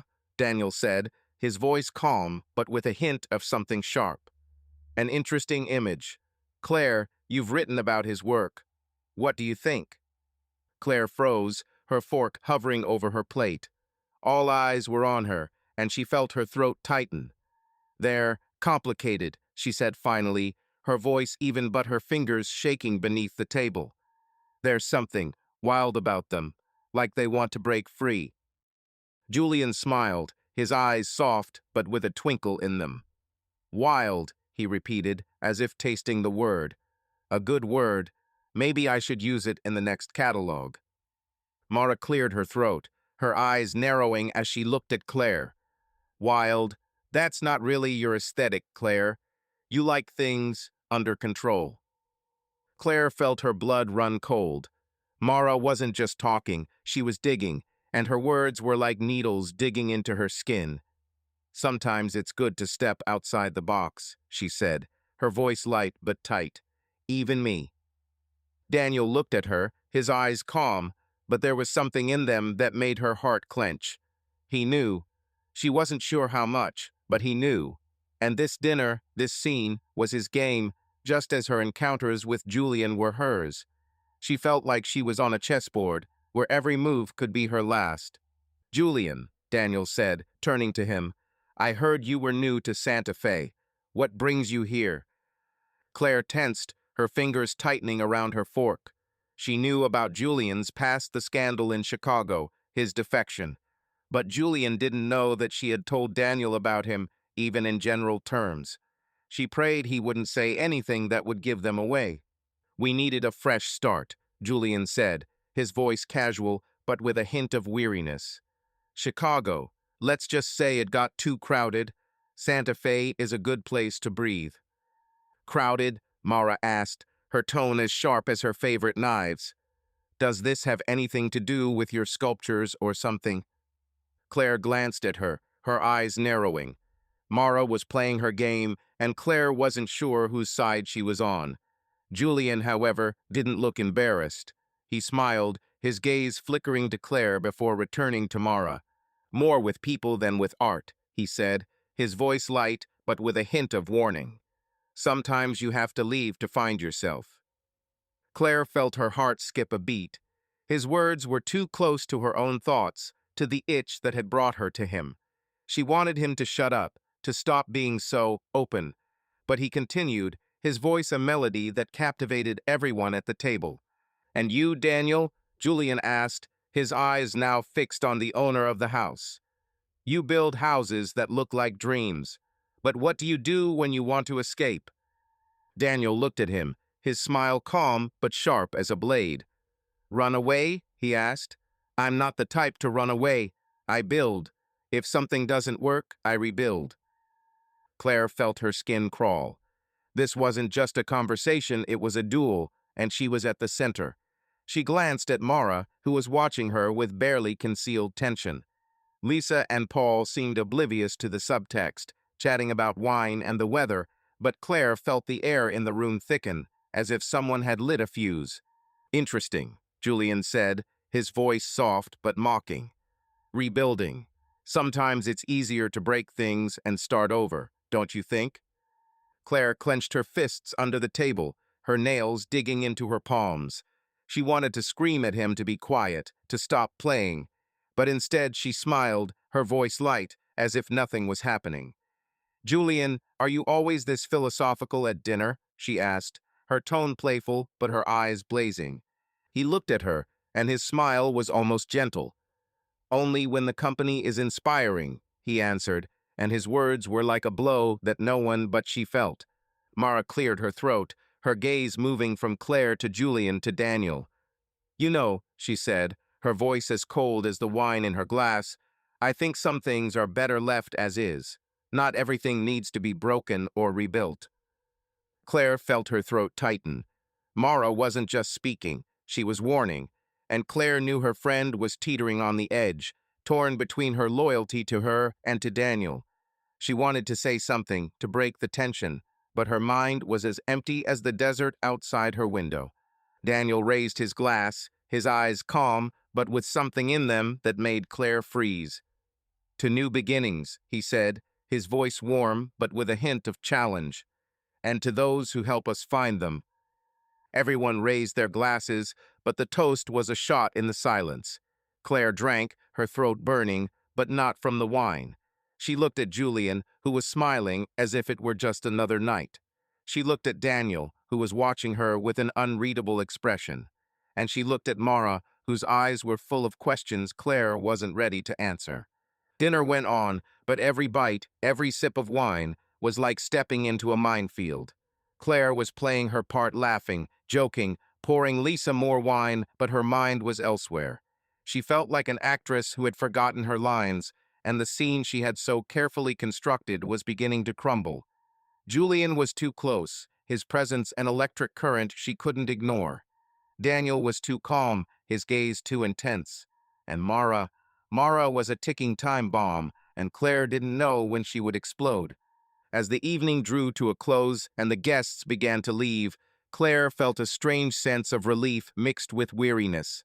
She stood at the door, saying goodbye to Lisa and Paul when Mara lingered, her hand touching Claire's elbow. "We need to talk," Mara said quietly, her eyes serious. "Soon." Claire nodded, her throat dry. "Of course," she replied, but her voice was shaking. Julian was the last to leave, his fingers brushing her arm as he said goodbye. "Thank you for the evening," he said, his voice soft but with a hint of mockery in it. "It was enlightening." She looked at him, her eyes narrowed. "Good night, Julian," she replied, her voice cold but her skin burning when he touched her. When the door closed, Claire was alone with Daniel. He stood at the table, gathering glasses, his movements calm, but his silence was louder than any words. She wanted to say something, but her voice caught in her throat. She knew that this evening had changed everything, but she wasn't ready to understand how. The silence in the Harper house was almost tangible, like heavy velvet falling after guests had left. The living room, once filled with laughter, the clink of glasses, and sharp subtext, now seemed empty, like a stage from which the actors had departed. The light from the pendant lamps still burned, casting soft shadows on the adobe walls, but the flowers in the vase on the table were beginning to wilt slightly, their petals drooping toward the tablecloth, as if tired from the long evening. The kitchen was littered with dirty dishes, but neither Claire nor Daniel was in a hurry to clear them away. They both knew that this evening would not end with the last glass of wine. Claire stood at the sink, her hands moving mechanically over her plate, though the water had long since cooled. She was wearing the same navy dress, but now it felt tight, as if it were squeezing her ribs. Her dark hair, loose from its bun, was stuck to her neck, and she could feel the sweat chilling her skin. Dinner had been a minefield, and she had navigated it like a tightrope walker, but every glance from Julian, every hint from Mara, every quiet question from Daniel had been a step into the abyss. She knew she couldn't continue this game. Not after tonight. Not after the way she'd seen Daniel look at her, not with anger, but with something she couldn't decipher. Daniel walked into the kitchen, his footsteps quiet, but she felt his presence like an electric current. He stopped at the island, his hands shoved into his pants pockets, his shirt still open at the top, revealing a strip of tan skin. He didn't look at her, his gaze fixed on the bottle of wine left on the table, but his silence was louder than any words. "Are you okay?" he asked finally, his voice low, almost soft, but there was a hint of tension in it. "You weren't quite yourself today." Claire froze, her hands hovering in the soapy water. She could have lied, as she had for weeks, said she was tired, that it was just the stress of work. But something in his tone, not the accusation, but the tired curiosity broke her. She dried her hands on the towel, her movements sharp, almost angry, and turned to face him. "I'm not okay," she said, her voice quieter than she expected, but there was steel in it. "And you know it." Daniel looked at her, his dark eyes narrowing, but he didn't move. "I know," he said, and the word hung in the air like a stone dropped into still water. "Do you want to talk about it?" Claire felt her throat tighten. She wanted to leave, to hide, but her feet were rooted to the floor. She looked at him, at his face, which she knew better than her own, the faint gray at his temples, the crinkles at the corners of his eyes that appeared when he laughed. She loved him. She knew it. But love had not been what had brought her to Julian. And now, standing here, she knew she could hide no longer.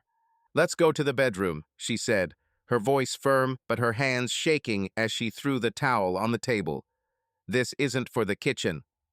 Daniel nodded, his face unreadable, but there was something in his eyes, not fear, but anticipation. He followed her, and they climbed the stairs in silence, their footsteps the only sound in the house. The bedroom had been their sanctuary, a place where they shared their dreams, laughed at silly things, made plans for the future.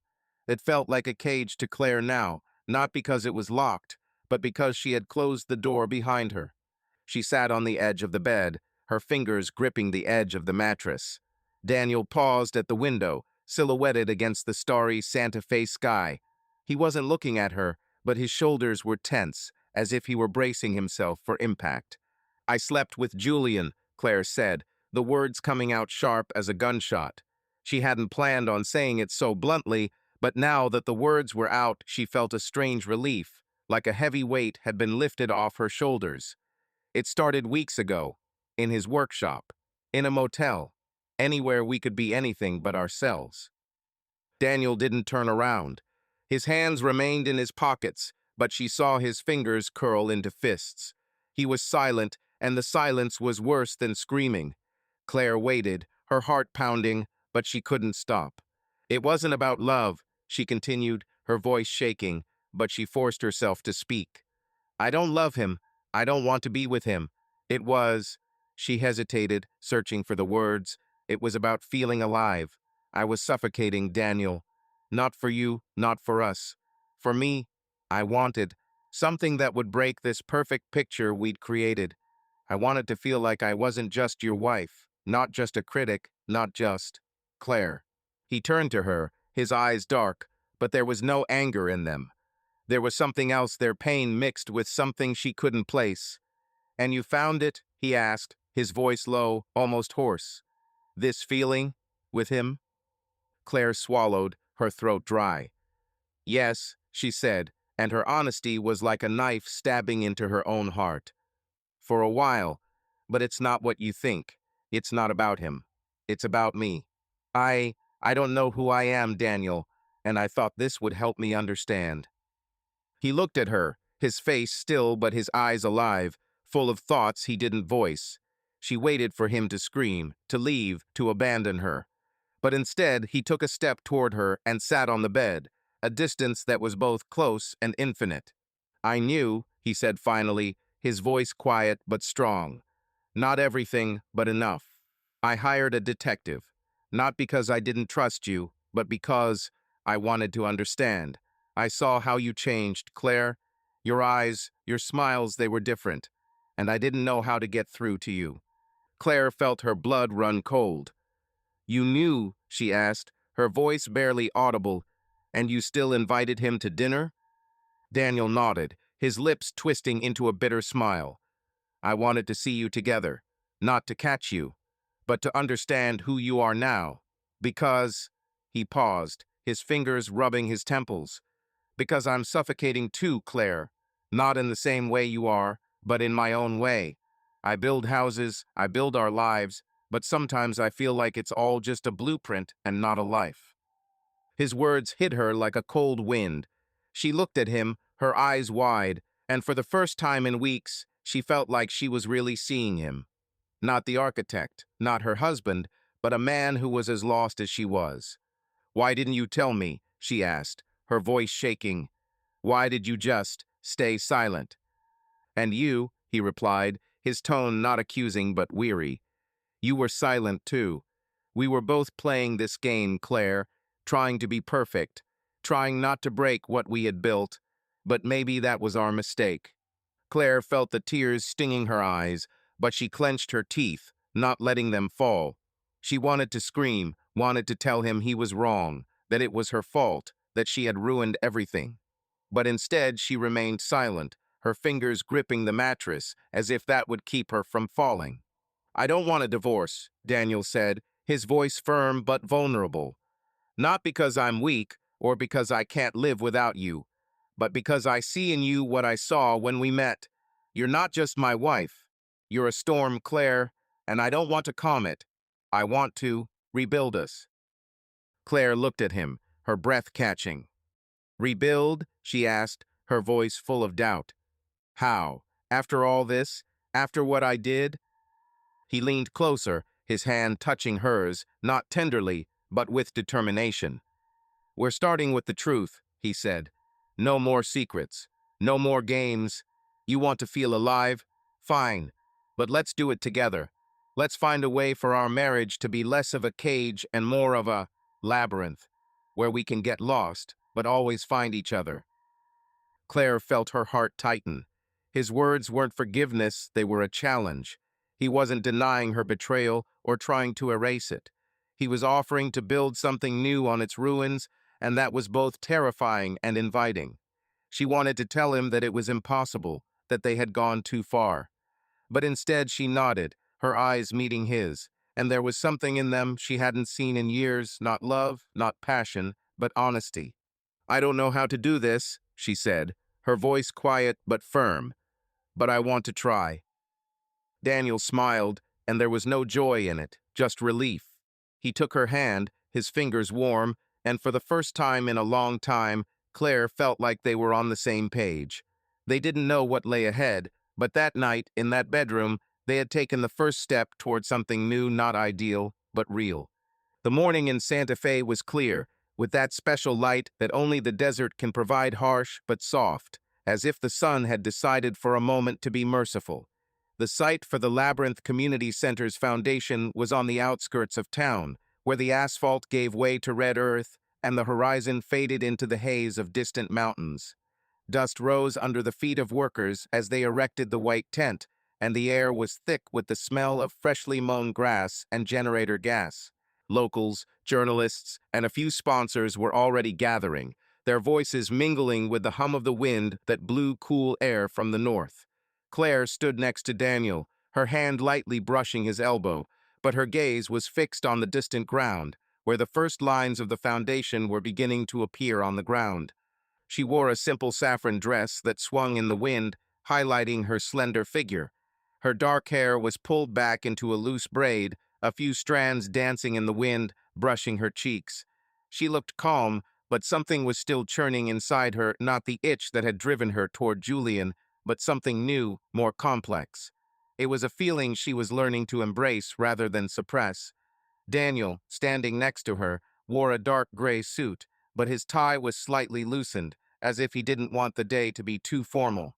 His expression was focused, but there was a small smile tugging at the corners of his lips, as if he knew a secret he wasn't ready to reveal yet. The groundbreaking ceremony wasn't just a town event, it was a symbol of their own journey. Daniel's labyrinth, with its twisting corridors and hidden courtyards, became a metaphor for their marriage, complicated, confusing, but full of possibility. Since that night in their bedroom, when Claire confessed to cheating on them, they had begun to build something new. This wasn't a return to the past, an attempt to erase her betrayal or his silent pain. It was an experiment, honest, risky, but alive. "Are you ready?" Claire asked, her voice soft, but with a hint of excitement in it. She looked at Daniel, her eyes searching for him, as if trying to make sure he was still with her. He turned, his gaze warm, but with something new in it, not just love, but understanding. "Ready," he said, his hand covering hers, the touch both familiar and new. "And you?" She smiled, her lips twitching. "I don't know, but I'm here. That's something." He nodded, and there was a spark in his eyes, not the one from their early years, but a more mature one, as if they had both learned to see each other without illusions. They were not a perfect couple, and they knew it now, but it was that knowledge that made them stronger. The last few weeks had been strange, but liberating. After Claire's confession, she and Daniel sat at the kitchen table with a bottle of wine and a piece of paper. They didn't yell, they didn't blame, they talked. For hours, sometimes until dawn. They set rules that sounded almost like a contract, but were laced with something more. The first rule, no secrets. If Claire felt that itch, that need to push the envelope, she had to say so. If Daniel felt suffocated in his designs, he had to share. The second rule, they could experiment, but only together. This didn't mean opening up their marriage to others. Claire was clear that Julian was a mistake, not because she didn't want him, but because he was an escape, not a solution. But they could find ways to be alive, travel, new projects, even risky conversations that had previously seemed too dangerous. "We won't pretend everything is perfect," Daniel said one of those nights, his voice firm but vulnerable. "But we can be honest. This is our new labyrinth." Claire nodded then, her fingers wrapped around her wine glass. "What if we get lost?" she asked, her voice quiet, almost scared. "Then we will find each other," he replied, and his words were like an anchor keeping her from falling. They started small. They went for walks in the mountains, where they sat in silence, letting the wind do the talking. They tried new restaurants, not as a critic and an architect, but as two people getting to know each other anew.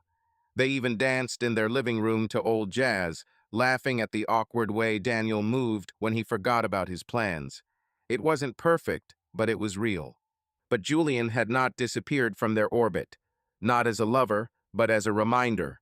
A week ago, when Claire returned home from the editorial office, she found a package on her doorstep. It was a small box, wrapped in brown paper, with no return address. She opened it, and her breath caught. Inside was a sculpture, small but striking. It was a tangle of steel and wood, curved like a vortex, but with soft, almost gentle lines at its center. It was chaotic and balanced at the same time, as if someone had captured a storm and given it hope. The note attached to the sculpture contained only a few words: "For your new path, Julian." Claire didn't know what to feel. She wanted to get angry, to throw it away, but instead she put the sculpture on the shelf in the living room, where it now stood, a silent witness to their change. Daniel saw it, but he didn't ask where it came from. He simply looked at Claire, his eyes calm, and nodded, as if he understood. It wasn't Julian's goodbye, but his way of saying that he, too, had changed. He hadn't called, he hadn't written, he hadn't shown up. He was gone from their lives, but he had left this symbol behind: chaos and hope, all woven together. The ceremony began with a speech from the mayor, who spoke of the labyrinth's importance to Santa Fe, a place where art and community could come together. Claire stood next to Daniel, her hand still touching his elbow, her gaze sweeping over the crowd. Lisa and Paul were there, Mara, who looked at her with a slight smile, and a few journalists, their cameras clicking away, capturing the moment. But for Claire, this wasn't just a community project. It was theirs, hers, and Daniel's, their way of building something new from the ashes of the old. When the mayor finished, Daniel stepped forward, his voice firm but filled with passion. "The labyrinth isn't just a building," he said, his eyes sweeping over the crowd, but Claire knew he was speaking for her. "It's a place where we can get lost, but not be lost, where every turn is an opportunity to find something new. It's about honesty, about risk, about being alive." Claire felt her throat tighten. His words weren't just about the project, they were about them. She looked at him, her eyes shining, but she didn't let the tears fall. She wasn't the Claire who hid behind lies, and he wasn't the Daniel who only put up perfect facades. They were two people who had chosen a difficult path, but they had chosen it together. After the speech, they laid the first stone together, a symbolic gesture that drew applause from the crowd. Claire felt the warmth of his hand as they held the shovel together, and it was like a promise, silent but unbreakable. They didn't know where this new labyrinth would lead them, but they were ready to go. As the ceremony ended and guests began to leave, Claire and Daniel remained on the site, looking at the outline of the future building. The wind swirled around them, kicking up dust, and the sun sank below the horizon, painting the sky in fiery hues. "It's beautiful," Claire said, her voice quiet but powerful. "Not just the labyrinth, us." Daniel looked at her, his smile soft but hopeful. "We," he repeated, his hand squeezing hers. "This is just the beginning." They stood there, hand in hand, looking out over the empty land that would soon become something more. Claire still felt that itch that needed to be alive, but she wasn't running from it now. She was learning to live with him, with Daniel, with their new labyrinth. And that was their strength. Julian's studio was like a ship preparing for its final voyage. Rusted metal beams cast long shadows across the concrete floor, strewn with sawdust and bits of wire. The light from the single overhead lamp flickered, as if the very air was thick with fatigue. Boxes filled with tools and sketches were piled in the corner, and half-finished sculptures stood like ghosts along the walls, their forms at once fragile and menacing. The smell of turpentine and old wood still hung in the air, but now it was mingled with the scent of cardboard and dust, the smell of care. Julian stood in the middle of the chaos, his hands stained with paint, his leather jacket thrown carelessly across the workbench. He was gathering things, but his movements were slow, as if he wasn't sure he wanted to leave. Santa Fe had been a temporary refuge for him, a place where he tried to reassemble himself after Chicago. He had come here 2 years ago, empty-handed and with a heart full of broken pieces. The city had welcomed him as it welcomed all fugitives, with a cold warmth that promised peace but not forgiveness. Now he knew it was time to move on, not because he had been driven out, but because he felt the city had become too small, as if its streets were beginning to whisper of a past he had tried to forget. He paused at the workbench, his fingers sliding over a sheet of paper lying among the tools. It was a letter, started and abandoned, addressed to Claire. He had written it yesterday in an impulse that now seemed weak. The words were simple but heavy. "You were my storm, but I am not your port. Goodbye." He crumpled the paper and dropped it into the box, his lips pressed into a thin line. He would not send it. Not because he feared her reaction, but because he knew that their connection had been a moment, a flash, not a story. She belonged to someone else, and he, for all his rebellion, did not want to be the one to destroy. His thoughts flew back to Chicago, to the night that changed his life. Flashback 2 years ago. He was at his peak, a young sculptor whose work was shown in galleries from Los Angeles to New York. His sculptures, raw and brash, were a scream that resonated with collectors. But fame came at a price. He was too confident, too willing to break the rules. At one show, he got into an argument with an influential curator, accusing him of plagiarizing his ideas. The argument turned into a public scandal when Julian, drunk and furious, smashed one of his sculptures right there in the gallery, calling the curator a thief in front of a crowd of journalists. It was his downfall. Galleries closed their doors on him, collectors turned their backs, and his name became synonymous with failure. He fled to Santa Fe, hoping to start over, but the shadow of Chicago followed him like an echo. Julian snapped back to reality, his gaze falling on the last sculpture he had made before leaving. It was small but intricate, a spiral of steel wrapped around a piece of charred wood with sharp edges that seemed both dangerous and inviting. He had made it for Claire, though he would never admit it, even to himself. It was his parting gesture, not a plea for forgiveness, but an acknowledgement that she had changed him as much as he had changed her. He packed it in a wooden crate, wrote the address of the Harper house, and left a note for the courier. He did not expect a reply. This was not about answers. He switched off the lamp, and the workshop went dark. Julian picked up his jacket, took one last look at his hideout, and walked out, closing the door behind him. Santa Fe was left behind, like another chapter he hadn't finished reading.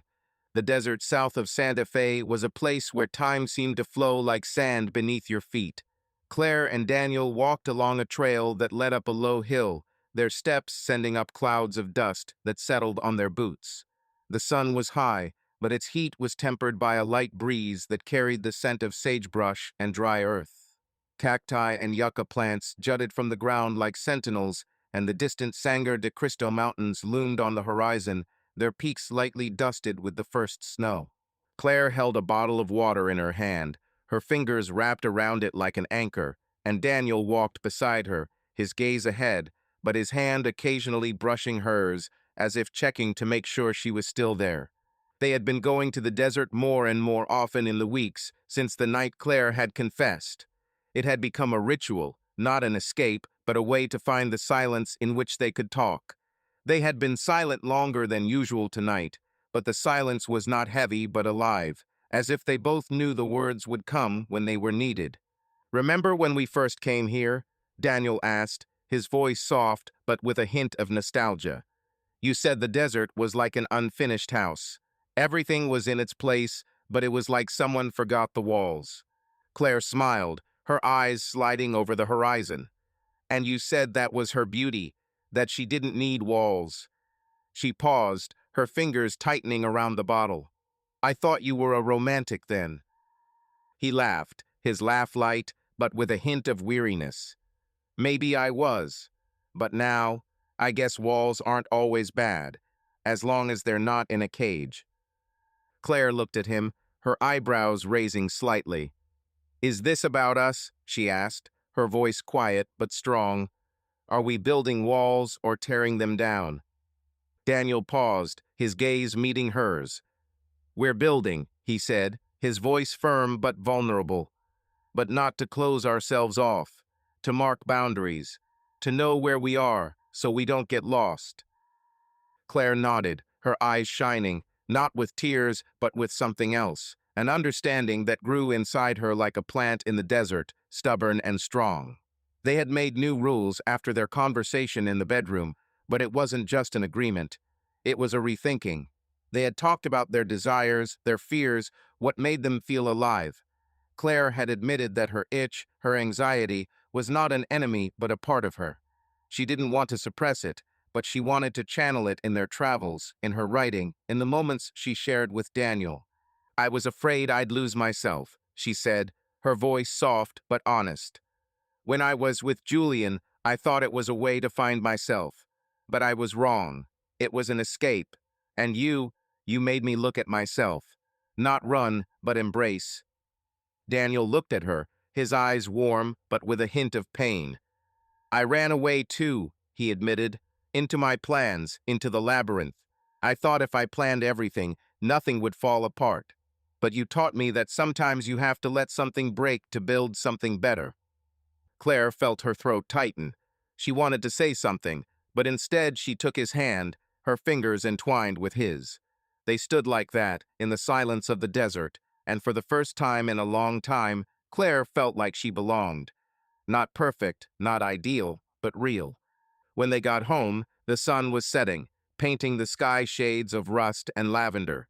There was a box waiting for them at the door, wooden, plain, with an address written in a familiar hand. Claire froze, her heart skipping a beat.